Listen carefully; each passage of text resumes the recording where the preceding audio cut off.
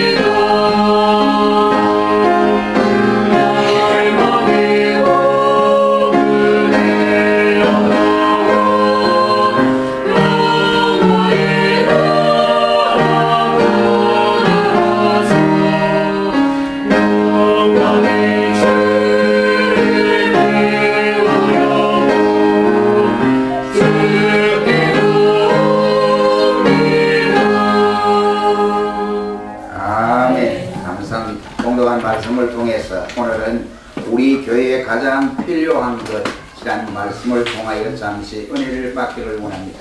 저와 여러분들은 예수 그리스도를 나의 구주로 고백한 백성들입니다. 예수 그리스도를 나의 구주로 고백한 백성이 이 세상 가운데서 해야 할 일들이 대단히 많습니다. 그 가운데 우리는 교회를 중심으로 해서 해야 할 일들이 무엇인지를 잊어버리고 살아가는 현아의 그리스도인들이 대단히 많다라고 하는 사실을 우리는 느낄 수가 있게 됩니다. 그 결과로 교회가 세상의 빛이 되어지고 소음이 되어지고 어둠의 세력 가운데서 있는 저들의 흑암에서 사는 백성들을 이 빛의 세계로 복음의 세계로 끌어들여야 할 교회가 교회의 구실을 못하게 됨으로 말미암아 교회가 무엇을 해야 하는지조차도 모르는 무방비 상태에 이르는 경우들이 오늘날 비일비재에 일어난다고 하는 사실입니다. 이것이 바로 교회의 무능이다 라고 할 수 있습니다. 이러한 상황 가운데서 우리는 오늘의 이 교회가 지상교회가 무엇을 해야 할까? 그럼 우리 교회가 그러면 이러한 세상 가운데서 또 필요로 하는 것이 뭘까 하는 것입니다. 헌신적인 성도도 필요하겠고 또 일을 하려면 물질적인 문제도 있어야 될 뿐만 아니라 또 그 외에도 바로 이것을 추진력 있게 감당하기 위해서는 수많은 성도들이 이와 같이 있어야 됨도 물론입니다. 그러나 이러한 모든 것도 다 필요로 하지만 무엇보다도 가장 우선적으로 필요한 이것은 바로 우리 그리스도인들의 충성이다 라고 말을 할 수 있습니다. 오늘 본문에 나타난 이 사건은 하나님께서 아시아에 있는 7 교회 가운데 스무나 교회를 우리에게 예로 들어 말씀하고 있습니다. 이 7 교회 가운데 가장 으뜸이 된 교회가 바로 스무나 교회와 에베소 교회다. 그 다음에 조금 더 나은 교회가 버가모 교회라고 할 수 있습니다. 우리는 오늘 이 스무나 교회에 나타난 이 정황을 이 시간에 다 알려고 하는 것이 아니라 스무나 교회에 나타난 이 모습들을 통해서 오늘의 한국교회 아니면 전세계교회 아니면 좋게는 우리 교회에 가장 필요로 한 것이 무엇일까 하는 것입니다. 우리 모두가 이 시간에 본문을 통해서 생각해 보면서 우리 교회에 가장 필요한 것이 뭔가를 알아서 우리 모두가 필요한 사람들이 되시기를 주의 이름으로 축원합니다. 첫째는 뭐냐? 이것이 바로 충성이다. 이런 말씀이 되겠습니다. 오늘 이 시대를 보건대 우리 모든 성도들은 앞서간 순교자들의 충성한 그 모습을 닮아가야 한다라고 생각합니다. 우리는 이와 같이 우리의 생활에서 헌금을 드리는 일에도 교회 출석하는 일에도 봉사하는 일에도 충성을 다해야 된다 이 말이에요. 우리 모든 성도들이 이런 일에 바로 충성하신다면 악의 세력으로부터 세상에 어떤 것도 겁낼 필요 없습니다. 불의에도 겁낼 필요 없고 사탄의 앞에도 겁낼 필요 없고 세속화가 되어지는 그 과정에서도 전혀 겁낼 필요가 없다라고 생각을 합니다. 이 충성이란 뭐냐 이겁니다. 충성이란 말은 우리말 뜻에 신실하다 이란 말씀이 되겠습니다. 신실한 것이 어떤 것이 신실한 것입니까? 주인이 종을 바라볼 때 그 종에 대해서 모든 것을 믿고 그 종이 행하는 모든 것을 보고 내가 행하는 것이 저 사람이 행하는 것이고 제가 생각하는 마음이 내 마음과 같다 이란 말이에요. 그러니 이 충성자는 다시 말해 신실한 자는 거짓이 없는 사람이다 라고 말을 할 수가 있습니다. 주인이 자기가 부리는 종이 이와 같이 장깨나 살살 부리고 또 아니면은 거짓말로 이와 같이 말을 하고 또 사기를 치는 사람을 주인은 그 종에게 충성자다 신실한 자다 이렇게 말을 하지 않습니다. 또 주인은 그 사람이 가시적이거나 이중적 생활을 하거나 아니면 형식적으로 이와 같이 생활을 하거나 말을 하거나 이러한 사람을 일러서 그 사람이 신실한 사람이다 라고 말을 하지 않습니다. 주인이 시키는 일이든 시키지 않는 일이든 간에 순수하게 변함없이 처음과 끝이 동일하고 주인의 마음을 읽어서 주인이 무엇을 원하는가 이것을 바로 알아서 그대로 실천에 옮기고 먼저 감당하는 사람일 것이다 라고 알 수 있습니다. 이러한 사람을 마지막 때에 주인만 좋아하는 것이 아니라 우리 주님도 좋아하십니다. 주님도 이러한 사람을 찾고 계시고 이러한 사람을 원하고 계십니다. 오늘 우리 교회도 이러한 사람을 원하고 있다 이런 말이에요. 그러면 교회가 가장 필요한 것이 뭘까? 충성이라 이런 말입니다. 그럼 어떤 일에 충성을 해야 됩니까? 첫째로 어떤 일에 충성을 해야 되느냐 이만 우리는 먼저 무엇보다도 기독교인으로의 삶에 먼저 충성해야 됩니다.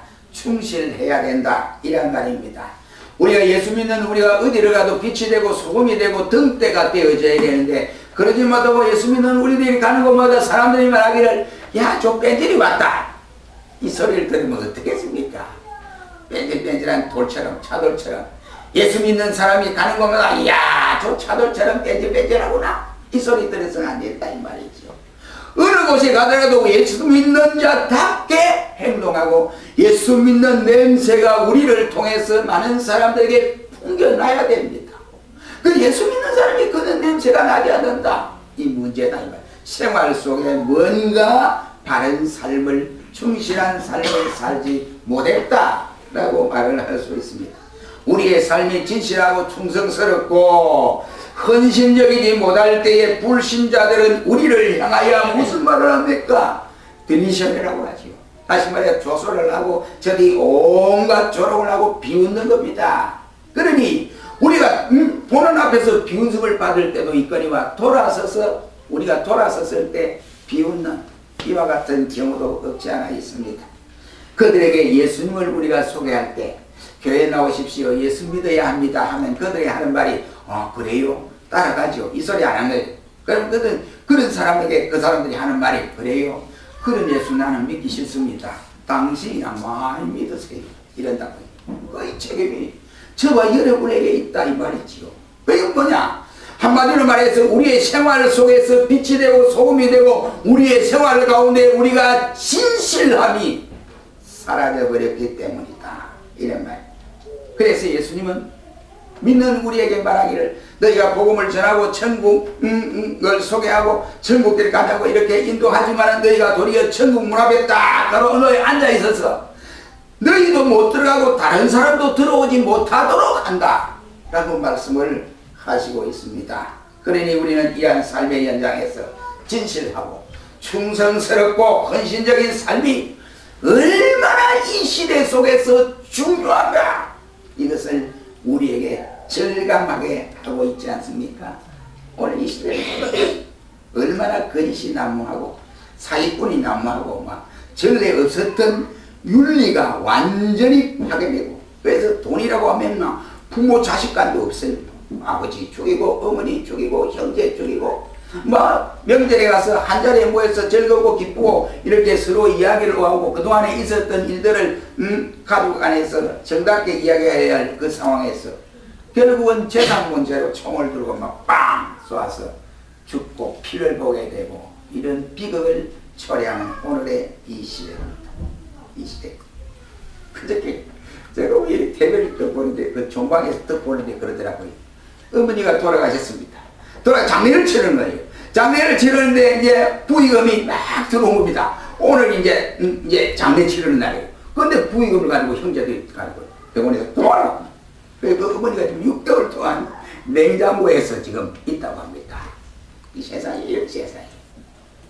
내 방은 잘 모르겠습니다만 아무튼 그런 방송을 본 일이 있습니다.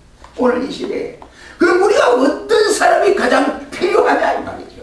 어떤 사람이 가장 필요하냐? 내 생활 속에서 빛이 되고 소음이 되고 자기의 생활에 성실함을 지키는 신자가 되라 이란 말이 되겠습니다.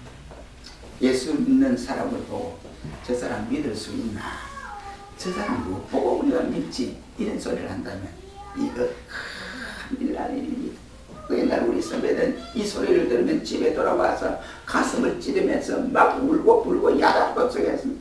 하나님 내가 오늘도 죄를 범했습니다. 내 잘못된 이한 행실을 통해서 성실하지 못함을 통해서 예수님을 가로막았습니다. 교회를 가로막고 예수님의 영광을 가로막았습니다. 나를 용서해 주시옵소서 이렇게 통곡을 했습니다.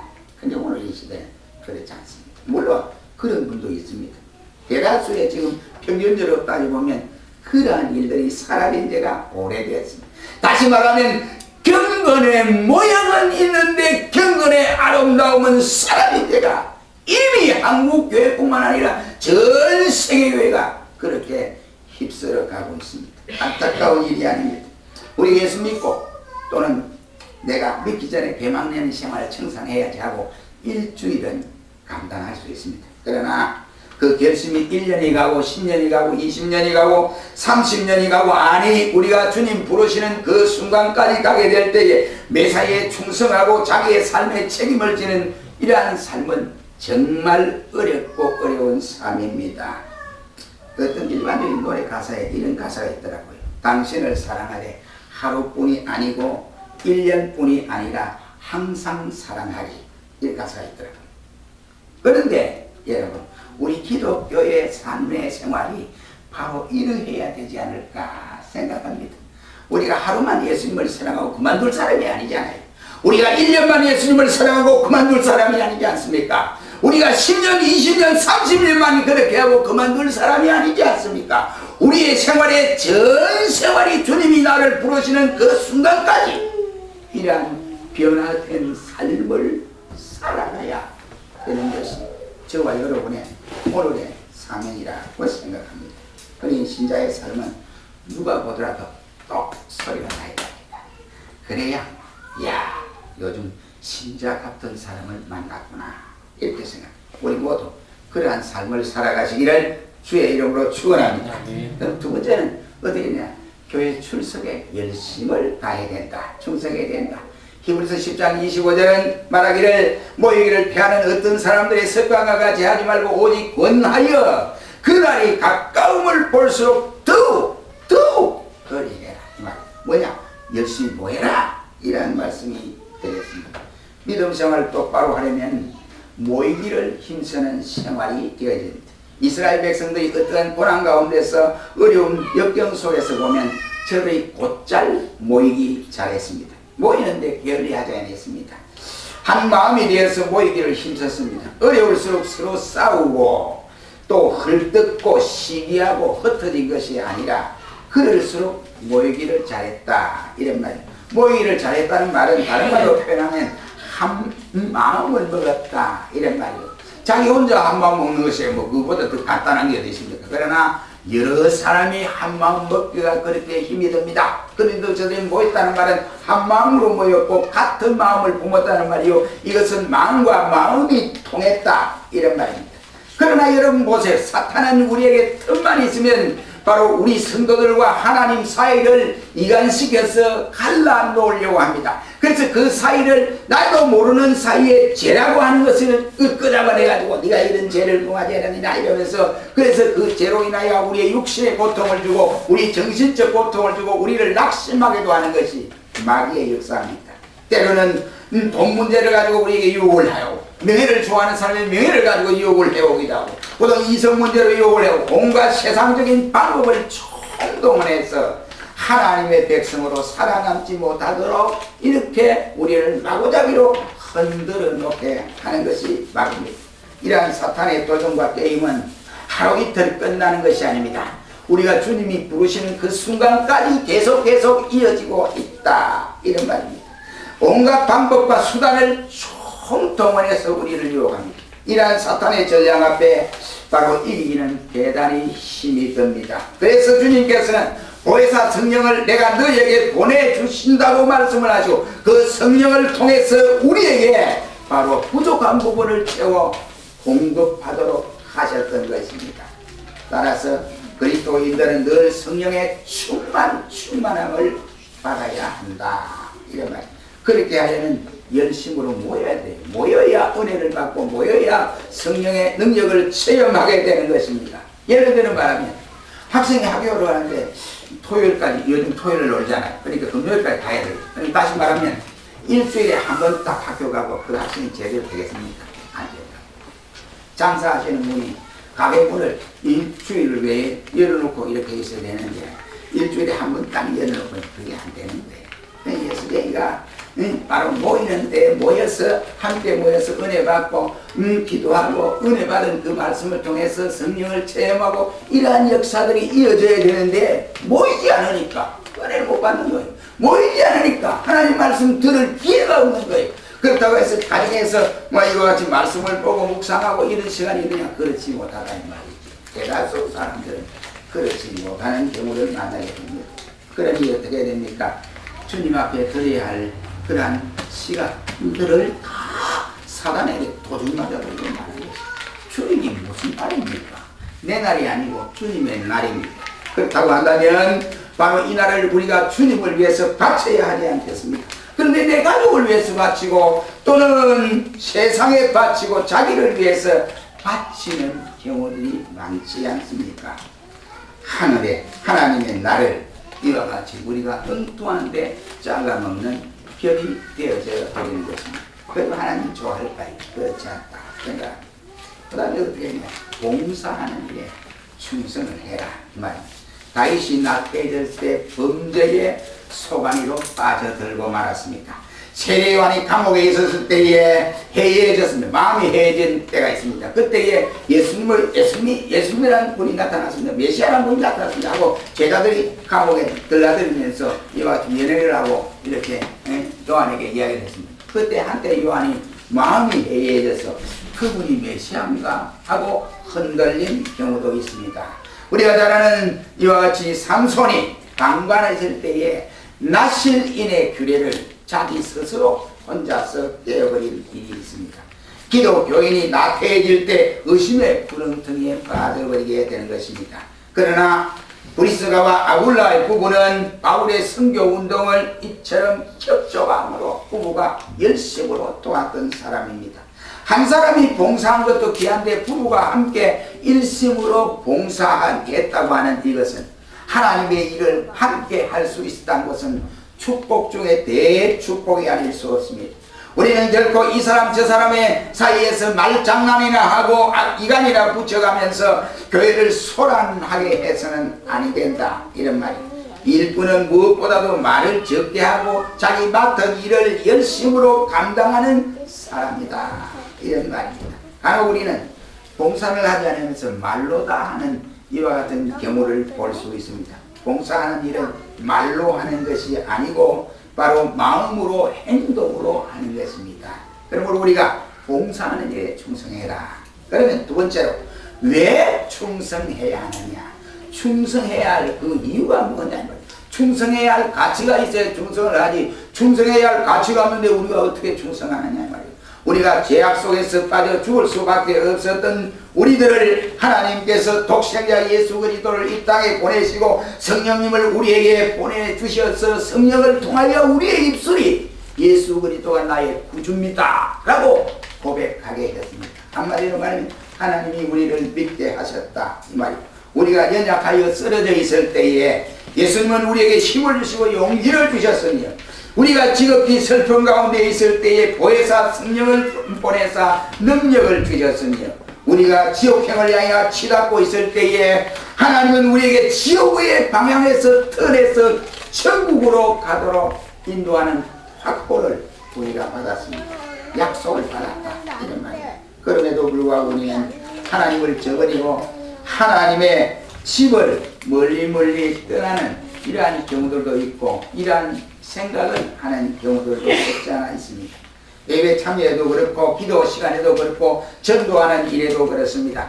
각 기관의 여러 모임에도 이 핑계 저 핑계를 대고 모이지 않는 경우들도 있습니다. 그러나 하나님은 항상 신실하셔서 우리가 돌아오기를 기다리는데 마침 당자의 아버지가 당자가 돌아오기를 밤낮으로 대문 밖에 서서 추우나 더우나 아들 안 오겠나 하고 기다리는 모습과 같은 것입니다. 하나님은 우리를 선택하시고 뽑아주셔서 자기 백성 삼으시고 우리를 무미한 존재로 그냥 가만히 떼버려 두지 아니하고 하나님이 우리 자신들 각자들에게 하나님이 원하고 요구하는 일이 있다 이란 말입니다. 그게 뭡니까? 충성이다 이란 말입니다. 우리 가정에 생각해 보면 부모는 자식들에게 이와 같이 무엇인가 기대할 권리가 있습니다. 마찬가지로 하나님은 우리를 친히 구원하시고 천국으로 데려갈 자들에게 기대할 권리가 있다 이런 말입니다. 기대하는 것이 그럼 뭐냐?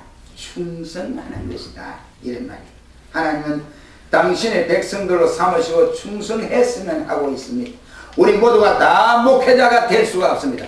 우리 모두가 다 주일학교 교사가 될 수 없습니다. 찬양대가 다 될 수가 없습니다. 또한 우리 모두가 다 구역장이 될 수 없습니다. 그러나 우리 각자가 재능을 통해서 얼마든지 하나님 앞에 충성하고 봉사할 수가 있습니다.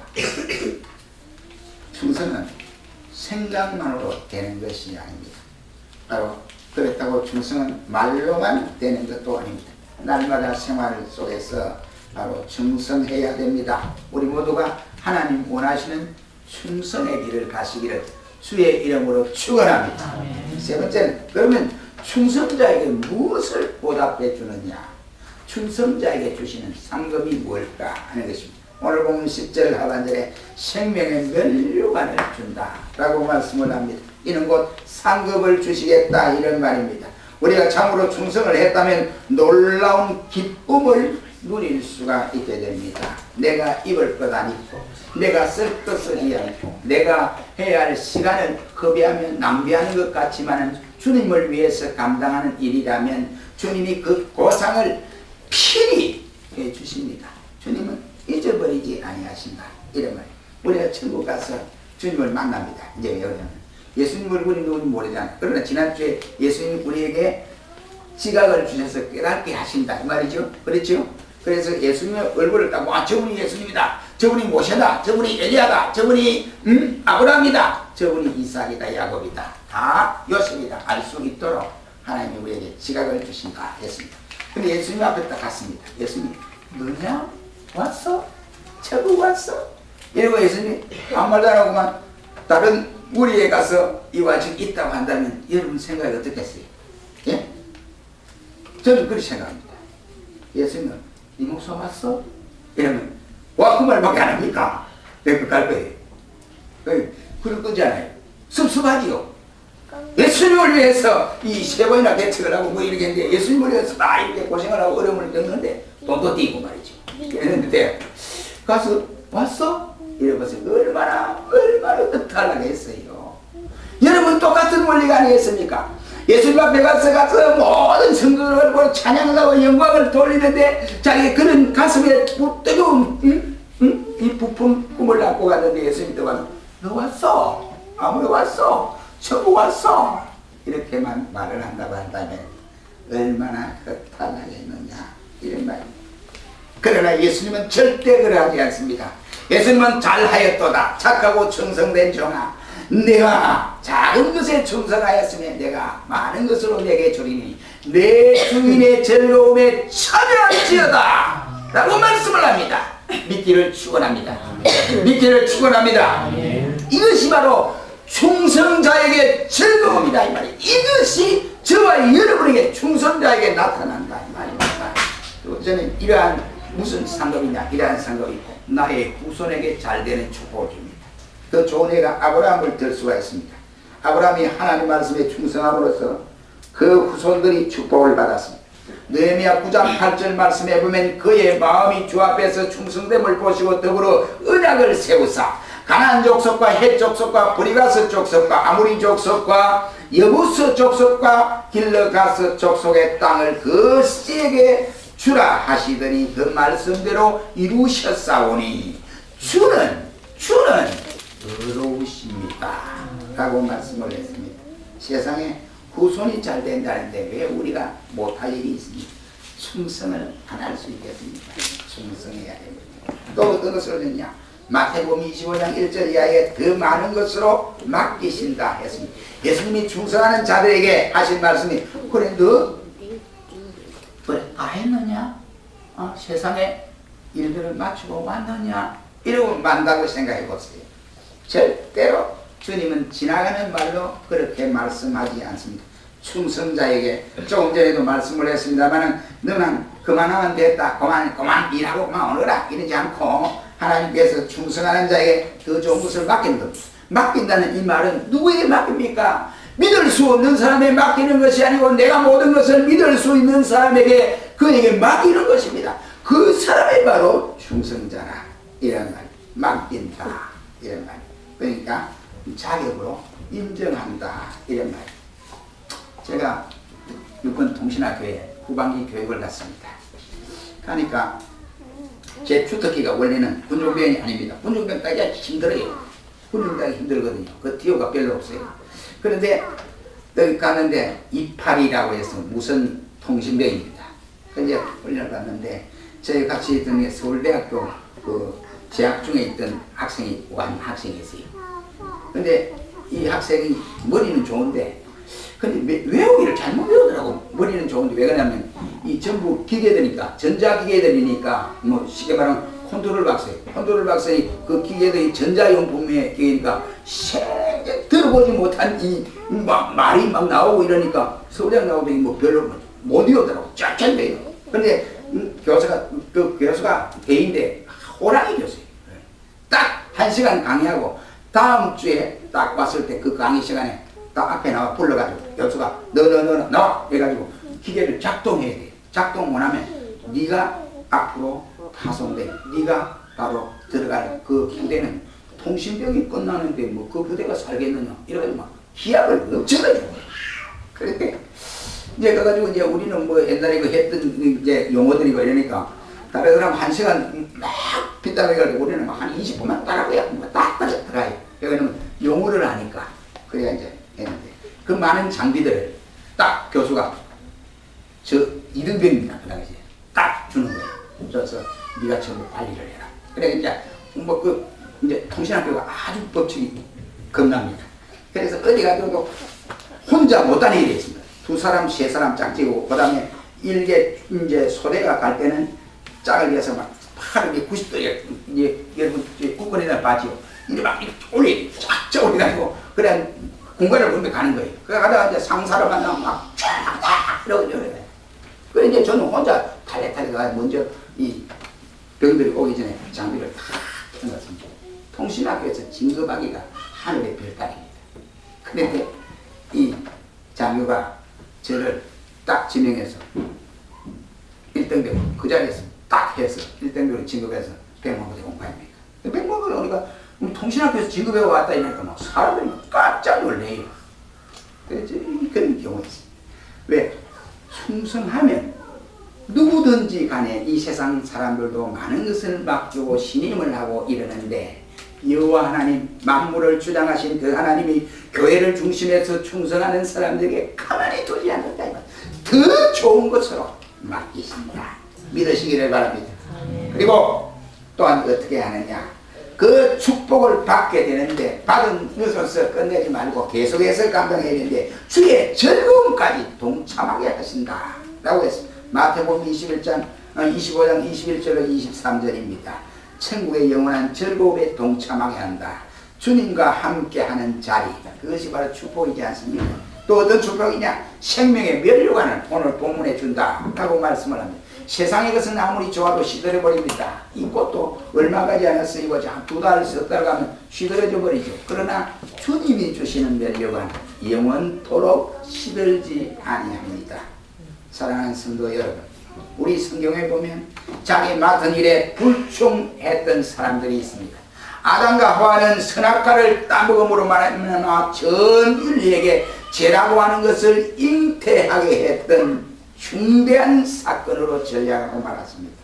또 아간이 하나님의 명령에 불순종함으로써 그가 바로 아이성, 이스라엘 백성 아이성을 조그마한 성을 침범하는데 실패로 돌아가고 그 전투에서 많은 군사들이 목숨을 잃었습니다. 사울 왕이 불충하다가 나라와 망신을 당하고 가정이 완전히 몰락함을 당했습니다. 반면에 충성을 하다가 축복을 받은 사람들도 많습니다.